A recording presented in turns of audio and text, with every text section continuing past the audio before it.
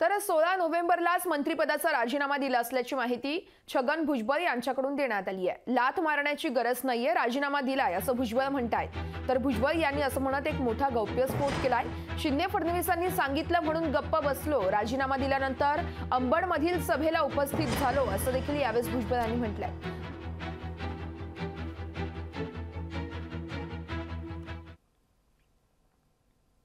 दरम्यान जितेंद्र आव्हाड यांनी गोपीचंद पडळकर यांनी यावरती काय प्रतिक्रिया दिली ती आपण पाहूयात।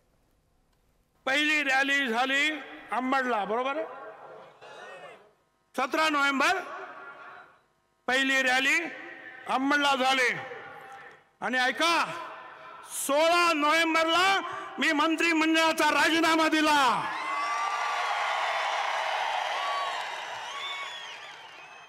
16 नोव्हेंबरला आणि मग अंबडच्या सभेला रवाना झालो। लात मारण्याची मला गरज नाही। अरे दिलंय ना राजीनामा। 2.5 महिने मी शांत राहिलो, गप्पा बसलो का? मुख्यमंत्री उपमुख्यमंत्र्यांनी सांगितलं त्याची वाच्यता नको, पण वर्तमानपत्रातून यायला लागलं 2.5 महिन्यानंतर। कोण म्हणतं दिला दिला दिला, कोण म्हणतं का देत नाही, कोण म्हणतं लाटा घाला। काही गरज नाही लाटा घालण्याची, दिलेला आहे ना, जा त्यांना सांगा मी ओबीसी साठी शेवटपर्यंत लढणार आहे। या संदर्भात मुख्यमंत्री सांगू शकतील, पण आज तरी मी एवढं सांगू शकतो की भुजबळ साहेबांचा कुठलाही राजीनामा आम्ही स्वीकारलेला नाही किंवा मुख्यमंत्र्यांनी स्वीकारलेला नाही। भुजबळांनी राजीनामा दिला असेल तरी तो कोणाला दिलाय मला माहित नाही। त्यांना राजीनामाच द्यायचा असता, त्यांनी राज्यपालांकडे राजीनामा द्यायला दिला असता आणि बाहेरून प्रेस कॉन्फरन्समध्ये सांगून टाकलं असतं की मी आत्ता राज्यपालांकडे जाऊन राजीनामा देऊन आलोय आणि माझी ही भूमिका आहे। 16 नोव्हेंबर, 16 जानेवारी, 16 फेब्रुवारी येईल।